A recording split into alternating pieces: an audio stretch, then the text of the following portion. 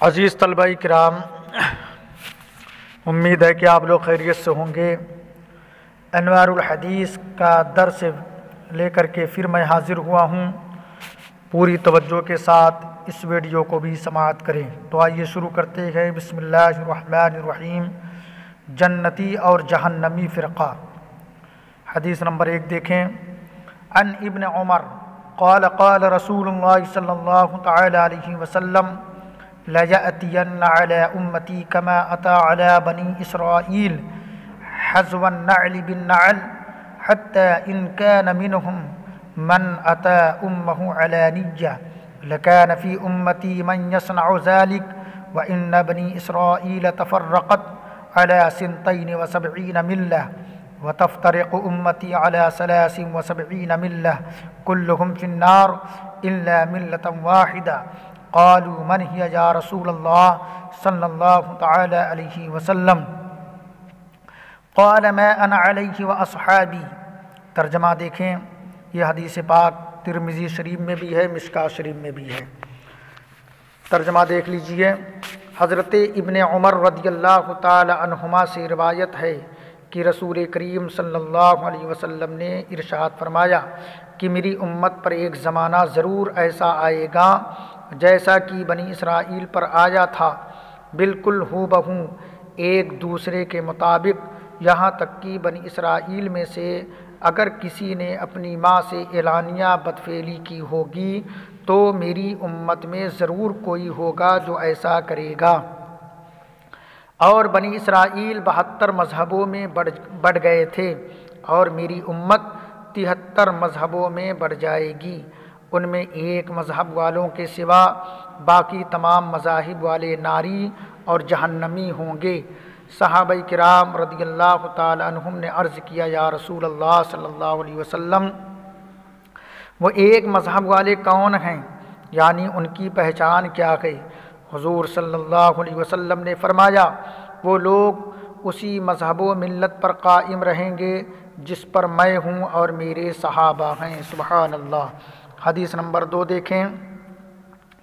عن عبد اللہ بن مسعود قال خط لنا رسول اللہ صلی اللہ علیہ وسلم خطا ثم قال هذا سبيل الله ثم خط خطوطا عن يمينه وعن شماله وقال هذه سبيل على كل سبيل منها شيطان يدعو إليه وقرأ وأن هذا صراطي مستقيما فاتبعوه۔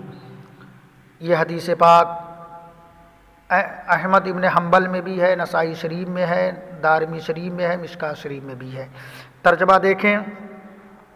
حضرت عبداللہ ابن مسعود رضی اللہ تعالی عنہ نے ارشاد فرمایا کہ سرکار اقدس صلی اللہ علیہ وسلم نے ہمیں سمجھانے کے لیے ایک سیدھی لکیر کھینچی، پھر فرمایا یہ اللہ کا راستہ ہے، پھر اسی سیدھے خط کے دائیں بائیں اور چند لکیریں کھینچ کر فرمایا کہ یہ بھی راستے ہیں، ان میں سے ہر ایک راستے پر شیطان بیٹھا ہوا ہے جو اپنی طرف بلاتا ہے۔ پھر حضور صلی اللہ علیہ وسلم نے یہ آیت کریمہ تلاوت فرمائی، وَأَنَّ هَذَا صِرَاطِي مُسْتَقِيمًا فَاتَّبِعُوهُ وَلَا تَتَّبِعُوا السُّبُلَ فَتَفَرَّقَ بِكُمْ عَنْ سَبِيلِهِ، یعنی یہ میرا سیدھا راستہ ہے تو اسی راستے پر چلو اور دوسری راہوں پر نہ چلو کہ وہ تمہیں اس سیدھی راہ سے جدا کر دیں گی۔ ناظرین، آئیے شرح حدیث دیکھ لیتے ہیں۔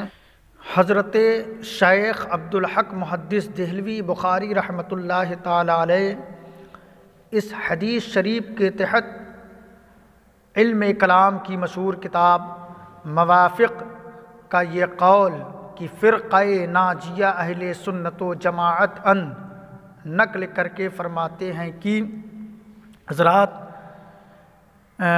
اب حضرت شیخ عبدالحق محدث دہلوی کی ساری باتیں فارسی میں ہیں، میں ان کا ترجمہ پیش کرتا ہوں تاکہ ویڈیو لمبی نہ ہو جائے۔ ترجمہ دیکھیے بس۔ یعنی نجات پانے والا فرقہ اہل سنت و جماعت کا ہے۔ اگر اعتراض کریں کہ کیسے معلوم ہوتا ہے کہ فرقہ ناجیہ اہل سنت و جماعت ہے اور یہی سیدھی راہ ہے اور خدائے تعالیٰ تک پہنچانے والی راہ ہے، اور دوسرے سارے راستے جہنم کے راستے ہیں۔ اور ہر فرقہ دعویٰ کرتا ہے کہ وہ راہ راستے پر ہے اور اس کا مذہب حق ہے، تو اس کا جواب یہ ہے کہ یہ ایسی بات نہیں ہے جو صرف دعویٰ سے ثابت ہو جائے، اس کے لیے ٹھوس دلیل چاہیے۔ اور اہل سنت و جماعت کی حقانیت کی دلیل یہ ہے کہ یہ دین اسلام سرکار اقدس صلی اللہ علیہ وسلم سے منقول ہو کر ہم لوگوں تک پہنچا ہے۔ عقائد اسلام معلوم کرنے کے لیے صرف عقل کا ذریعہ کافی نہیں ہے، اخبار متواترہ سے معلوم ہوا اور آثار صحابہ و احادیث کریمہ کی تلاش و تتبع سے یقین حاصل ہوا کہ سلف صالحین یعنی صحابہ و تابعین رضوان اللہ تعالی علیہم اجمعین اور ان کے بعد کے تمام بزرگان دین اسی عقیدہ اور اسی طریقے پر رکھے ہیں۔ اسلام کے تمام عقائد پر حضرات جو قرآن و حدیث اور صحابہ کرام کے اقوال سے ثابت ہوا ہے، اسی عقائد اسلام پر ہمارے تمام بزرگان دین اولیاء کرام رہے ہیں، سمجھ رہے ہیں۔ اقوال و مذاہب میں بدعت و نفسانیت زمانے اول کے بعد پیدا ہوئی ہے، یعنی جتنے گمراہ کن فرقے ہیں اور ان کے نظریات اور ان کے عقائد ہیں اور ان کے خرافات اور بدعات ہیں، وہ سب بعد کی پیدا کی ہوئی چیزیں ہیں، بعد میں پیدا ہوئی ہیں۔ صحابہ کرام اور سلف متقدمین یعنی تابعین، تبع تابعین، مجتہدین میں کوئی اس مذہب پر نہیں تھا، وہ لوگ اس نئے مذہب سے بیزار تھے، بلکہ اس کے بعد پیدا ہو جانے کے بعد محبت اور اٹھنے بیٹھنے کا جو لگاؤ اس قوم کے ساتھ تھا توڑ دیا اور زبان و قلم سے رد فرمایا۔ یہی طریقہ ہم اہل سنت والجماعت کا بھی ہونا چاہیے کہ ہم لوگ گمراہ کن فرقوں سے اپنے آپ کو دور رکھیں اور اپنے آپ کو بچائیں اور ان کو اپنے سے دور رکھیں۔ صحائح ستہ اور ان کے علاوہ حدیث کریمہ کی دوسری مشہور و معتمد کتابیں کہ جن پر احکام اسلام کا مدار و مبنی ہوا، ان کے محدثین اور حنفی، شافعی، مالکی اور حنبلی کے فقہا و ائمہ اور ان کے علاوہ دوسرے علماء جو ان کے طبقے میں تھے، سب اسی مذہب اہل سنت و جماعت پر تھے۔ جتنے شافعی ہیں، مالکی ہیں، حنبلی ہیں، حضرات ہمارے محدثین فقہا ہیں، وہ سب کے سب اہل سنت والجماعت پر تھے، گمراہ کن فرقوں سے ان سب کا کوئی واسطہ نہیں تھا۔ اور اشاعرہ و ماتریدیہ جو اصول کلام کے ائمہ ہیں، انہوں نے سلف کے مذہب اہل سنت و جماعت کی تائید و حمایت فرمائی اور دلائل عقلیہ سے اس کا اثبات فرمایا، اور جن باتوں پر سنت رسول کریم علیہ الصلاۃ والتسلیم اور اجماع سلف صالحین جاری رہا ان کو ٹھوس قرار دیا ہے۔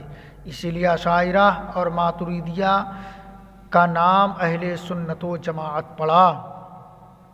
اگرچہ یہ نام نیا ہے لیکن مذہب و اعتقاد ان کا پرانا ہے، ان کا طریقہ احادیث نبوی صلی اللہ علیہ وسلم کی اتباع اور سلف صالحین کے اقوال و اعمال کی اقتداء کرنا ہے۔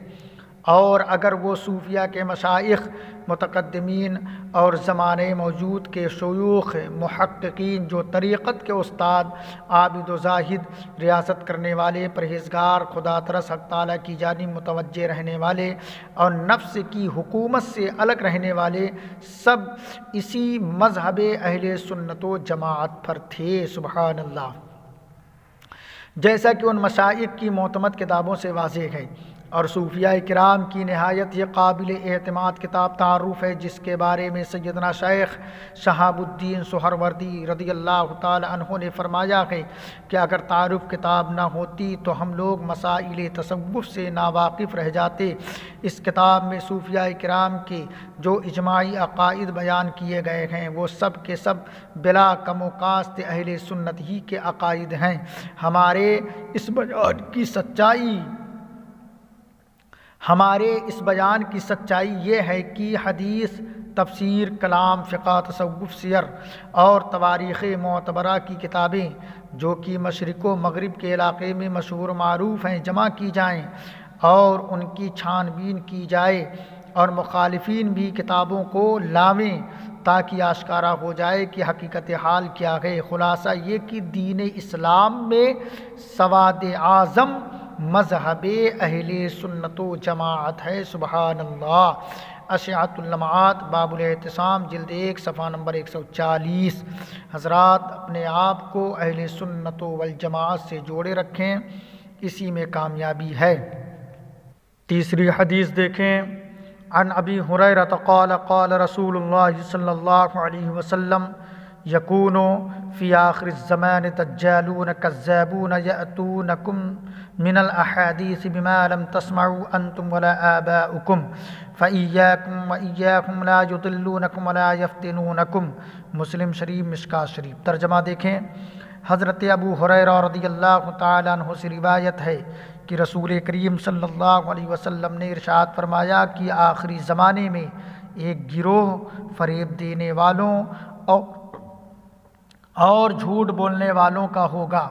وہ تمہارے سامنے ایسی باتیں لائیں گے جن کو نہ تم نے کبھی سنا ہوگا نہ تمہارے باپ دادا نے، تو ایسے لوگوں سے بچو اور انہیں اپنے قریب نہ آنے دو تاکہ وہ تمہیں گمراہ نہ کریں اور نہ فتنے میں ڈالیں۔ حضرت شیخ عبدالحق محدث دہلوی بخاری رحمۃ اللہ تعالی علیہ اس حدیث کے ترجمے میں فرماتے ہیں کہ ناظرین، اب حضرت شیخ کی ساری باتیں فارسی میں ہیں لیکن ہم لوگ صرف ترجمہ دیکھتے ہیں تاکہ ویڈیو لمبی نہ ہو جائے۔ یعنی ایک ایسی جماعت پیدا ہوگی جو مکاری و فریب سے علماء، مشائخ اور صلحاء بن کر اپنے کو مسلمانوں کا خیر خواہ اور مصلح ظاہر کرے گی تاکہ اپنی جھوٹی باتیں پھیلائے اور لوگوں کو اپنے باطل عقیدوں، فاسد خیالوں کی طرف راغب کرے۔ اشعۃ اللمعات جلد اول صفحہ نمبر 133۔ انتباہ، مخبر صادق حضور صلی اللہ علیہ وسلم نے جن دجالوں اور کذابوں کے آخری زمانے میں پیدا ہونے کی خبر دی تھی، زمانہ موجودہ میں ان کے مختلف گروہ پائے جاتے ہیں جو مسلمانوں کے سامنے ایسی باتیں بیان کرتے ہیں کہ ان کے آباء و اجداد نے کبھی نہیں سنا ہے۔ ان میں کا ایک گروہ وہ ہے جو اپنے آپ کو اہل قرآن کہتا ہے، وہ حضور صلی اللہ علیہ وسلم کو صرف ایلچی سمجھتا ہے معاذ اللہ، اور بس کھلم کھلا سب حدیثوں کا انکار کرتا ہے، بلکہ حضور صلی اللہ علیہ وسلم کی اطاعت کا بھی منکر ہے۔ یہ وہ باتیں ہیں جن کو ہمارے باپ دادا نے کبھی نہیں سنا، بلکہ انہیں تو خدا تعالیٰ نے یہ حکم دیا ہے، بسم اللہ الرحمن الرحیم، یا ایھا الذین آمنوا اطیعوا اللہ واطیعوا الرسول۔ پارہ نمبر 5، رکوع نمبر 5۔ یعنی اے ایمان والو، خدا تعالیٰ کی اطاعت کرو اور اس کے رسول صلی اللہ علیہ وسلم کی اطاعت کرو۔ ان میں کا ایک گروہ مرزا غلام احمد قادیانی کا ہے۔ یہ گروہ مرزا کو مہدی، مجدد، نبی اور رسول مانتا ہے۔ حضور سید عالم صلی اللہ علیہ وسلم کے بعد دوسرے نبی کا پیدا ہونا جائز ٹھہراتا ہے۔ یہ وہ باتیں ہیں جن کو ہمارے آباء و اجداد نے کبھی نہیں سنا تھا، بلکہ حضور صلی اللہ علیہ وسلم نے انہیں بتایا تھا کہ انا خاتم النبیین لا نبی بعدی، مشکوٰۃ شریف صفحہ نمبر 465۔ یعنی میں آخر الانبیاء ہوں، میرے بعد کوئی نیا نبی نہیں ہوگا اور قرآن کریم نے انہیں بتایا تھا کہ ما کان محمد ابا احد من رجالکم ولکن رسول اللہ وخاتم النبیین، پارہ نمبر 22 رکوع نمبر 2، یعنی محمد صلی اللہ علیہ وسلم تم مردوں میں سے کسی کے باپ نہیں، اور لیکن خدا تعالیٰ کے رسول اور خاتم النبیین ہیں، یعنی حضور صلی اللہ علیہ وسلم کی ذات پر نبیوں کی پیدائش کا سلسلہ ختم ہے۔ آپ نے باب نبوت پر مہر لگا دی، اب آپ کے بعد کوئی نبی ہرگز نہیں پیدا ہوگا۔ اور ان میں کا ایک گروہ وہ ہے جسے وہابی دیوبندی کہا جاتا ہے۔ بڑے ہی گندے لوگ ہوتے ہیں یہ وہابی دیوبندی حضرات، ان سے اپنے آپ کو ضرور بچائیں اور ان کو بھگاتے رہیں اپنے آپ سے۔ اس گروہ کا عقیدہ یہ ہے کہ جیسا علم حضور صلی اللہ علیہ وسلم کو حاصل ہے، ایسا علم تو بچوں، پاگلوں اور جانوروں کو بھی حاصل ہے، معاذ اللہ۔ دیکھیے کتنے بڑے گدھے ہیں، کیا کیا لکھ رہے ہیں کہ جیسا علم حضور صلی اللہ علیہ وسلم کو حاصل ہے ایسا علم تو ایک بچے کو ہے، پاگل کو ہے، جانور کو ہے۔ کتنے بڑے گنوار یہ سب تھے۔ آج انہی گنواروں کی پیروی کرنے والوں کی اچھی خاصی تعداد ہے۔ اللہ ان جانوروں سے بچائے، ان پاگلوں سے بچائے، ان گستاخوں سے بچائے، ان درندوں سے بچائے۔ جیسا کہ دیوبندیوں کے پیشوا مولوی اشرف علی تھانوی نے اپنی کتاب حفظ الایمان صفحہ نمبر 8 پر حضور صلی اللہ علیہ وسلم کے لیے کل علم غیب کا انکار کرتے ہوئے صرف بعض علم غیب کو ثابت کیا، پھر بعض علم غیب کے بارے میں یوں لکھا کہ اس میں حضور کی کیا تخصیص ہے، ایسا علم تو زید و عمر بلکہ ہر صبی و مجنون بلکہ جمیع حیوانات و بہائم کے لیے بھی حاصل ہے، معاذ اللہ رب العالمین۔ بہت بڑا گستاخ ہے یہ جانور، یہ مولوی اشرف علی تھانوی، کمینہ جہنم میں چلا گیا۔ اس گروہ کا ایک عقیدہ یہ بھی ہے کہ حضور صلی اللہ علیہ وسلم آخر الانبیاء نہیں ہیں، آپ کے بعد دوسرا نبی ہو سکتا ہے، جیسا کہ مولوی قاسم نانوتوی بانی دارالعلوم دیوبند نے اپنی کتاب تحذیر الناس صفحہ نمبر 3 پر لکھا ہے کہ عوام کے خیال میں تو رسول اللہ کا خاتم ہونا بئی معنی ہے کہ آپ کا زمانہ انبیاء سابق کے زمانے کے بعد اور آپ سب میں آخری نبی ہیں، مگر اہل فہم پر روشن ہوگا کہ تقدم یا تأخر زمانہ میں بالذات کچھ فضیلت نہیں۔ یہ بھی بہت بڑا گھامڑ مولانا ہے مولوی قاسم نانوتوی، کیا لکھ رہا ہے دیکھیے۔ اس عبارت کا خلاصہ یہ ہے کہ خاتم النبیین کا یہ مطلب سمجھنا کہ آپ سب میں آخری نبی ہیں، یہ ناسمجھ اور گنواہوں کا خیال ہے، استغفر اللہ۔ پھر اسی کتاب کے صفحہ نمبر 28 پر لکھا ہے کہ دیکھیے ذرا، اگر بالفرض بعد زمانے نبی صلی اللہ علیہ وسلم کوئی نبی پیدا ہو تو پھر بھی خاتمیت محمدی میں کچھ فرق نہ آئے گا۔ اس عبارت کا خلاصہ یہ ہے کہ حضور صلی اللہ علیہ وسلم کے بعد دوسرا نبی پیدا ہو سکتا ہے، العیاذ باللہ۔ بہت بڑا گھامڑ مولانا ہے مولوی قاسم نانوتوی۔ اس گروہ کا ایک عقیدہ یہ بھی ہے کہ شیطان و ملک الموت کے علم سے حضور صلی اللہ علیہ وسلم کا علم کم ہے۔ جو شخص شیطان و ملک الموت کے لیے وسیع علم مانے وہ مومن مسلمان ہے، لیکن حضور صلی اللہ علیہ وسلم کے علم کو وسیع اور زائد ماننے والا مشرک بے ایمان ہے، جیسا کہ اس گروہ کے پیشوا مولوی خلیل احمد امبیٹھوی نے اپنی کتاب براہین قاطعہ میں صفحہ نمبر 51 پر لکھا کہ شیطان و ملک الموت کو یہ وسعت نص سے ثابت ہوئی۔ فخر عالم کی وسعت علم کی کون سی نص قطعی ہے جس سے تمام نصوص کو رد کر کے ایک شرک ثابت کرتا ہے، معاذ اللہ رب العالمین۔ اس گروہ کا ایک عقیدہ یہ بھی ہے کہ خدا تعالیٰ جھوٹ بول سکتا ہے، معاذ اللہ۔ کتاب کا نام رسالہ یک روزی، صفحہ نمبر 145، مصنف مولوی اسماعیل دہلوی۔ ایک عقیدہ یہ بھی ہے کہ رسول اللہ صلی اللہ علیہ وسلم مر کر مٹی میں مل گئے، معاذ اللہ۔ تقویت الایمان صفحہ نمبر 79۔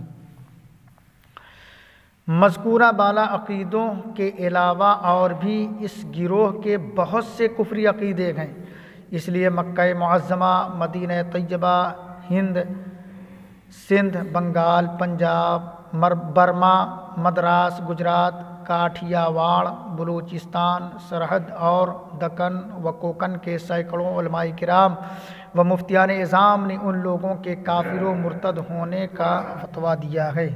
تفصیل کے لیے فتاوی حسام الحرمین اور الصوارم الہندیہ کا مطالعہ کریں۔ مسلمان کو مسلمان اور کافر کو کافر جاننا ضروریات دین میں سے ہے، اگرچہ کسی خاص شخص کے بارے میں یقین کے ساتھ نہیں کہا جا سکتا کہ اس کا خاتمہ ایمان پر ہوا یا معاذ اللہ تعالی کفر پر، تاوقت کہ اس کے خاتمے کا حال دلیل شرعی سے ثابت نہ ہو، مگر اس سے یہ نہیں ہو سکتا کہ جس نے قطعاً کفر کیا ہو اس کے کفر میں شک کیا جائے، کہ قطعی کافر کے کفر میں شک کرنا بھی آدمی کو کافر بنا دیتا ہے۔ بعض ناواقف کہتے ہیں کہ اہل قبلہ کی تکفیر نہیں کرنا چاہیے، خواہ وہ کیسا ہی عقیدہ رکھے اور کچھ بھی کرے۔ یہ خیال غلط ہے۔ صحیح یہ ہے کہ جب اہل قبلہ میں کفر کی کوئی علامت و نشانی پائی جائے یا اس سے کوئی بات موجب کفر صادر ہو تو اسے کافر کہا جائے گا۔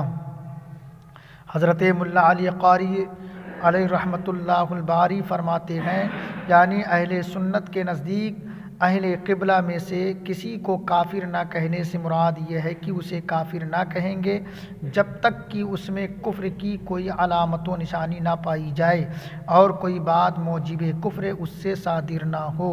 اور حضرت علامہ ابن عابدین شامی رحمۃ اللہ تعالی علیہ فرماتے ہیں، یعنی ضروریات اسلام میں سے کسی چیز کا انکار کرنے والا بالاجماع کافر ہے، اگرچہ اہل قبلہ سے ہو اور عمر بھر طاعت میں بسر کرے، نماز روزہ خوب پڑھے، ساری زندگی پڑھے، مگر اگر وہ یعنی ضروریات اسلام میں سے کسی چیز کا انکار کر رہا ہے تو وہ بالاجماع کافر ہوگا، جیسا کہ شرح تحریر امام ابن حمام میں ہے، شامی جلد اول صفحہ نمبر 393۔ اور حضرت امام ابو یوسف رحمۃ اللہ تعالی علیہ نے کتاب الخراج میں فرمایا، یعنی جو شخص مسلمان اہل قبلہ ہو کر رسول اللہ صلی اللہ علیہ وسلم کو دشنام دے، یعنی سرکار کی شان میں گستاخیاں بکے، گالیاں بکے، یا حضور کی طرف جھوٹ نسبت کرے، یا حضور کو کسی طرح کا عیب لگائے، یا کسی وجہ سے حضور کی شان گھٹائے، وہ یقیناً کافر خدا کا منکر ہو گیا، اس کی بیوی اس کے نکاح سے نکل گئی، شامی جلد سوم صفحہ نمبر 300۔ ناظرین و سامعین، آپ حضرات سے گزارش ہے کہ آپ حضرات اہل سنت والجماعت پر قائم رہیں، اور آج اہل سنت والجماعت کی سب سے بڑی پہچان حضور سیدی سرکار اعلیٰ حضرت امام احمد رضا امام عشق و محبت اعلیٰ حضرت کی ذات بابرکات ہے۔ آپ اپنے آپ سے دیوبندی وہابی کو دور رکھیں اور اعلیٰ حضرت سے اپنا رشتہ مضبوط رکھیں۔ آج اہل سنت والجماعت ہی کا دوسرا نام مسلک اعلیٰ حضرت ہے۔ مسلک اعلیٰ حضرت پر سختی سے قائم رہیں، گستاخوں کو مار مار کر کے بھگاتے رہیں اور مجھے دعاؤں سے نوازتے رہیں۔ ویڈیو اچھی لگے تو لائک سبسکرائب ضرور کیجئے گا اور اپنے دوستوں میں شیئر بھی کیجئے گا۔ السلام علیکم ورحمۃ اللہ وبرکاتہ۔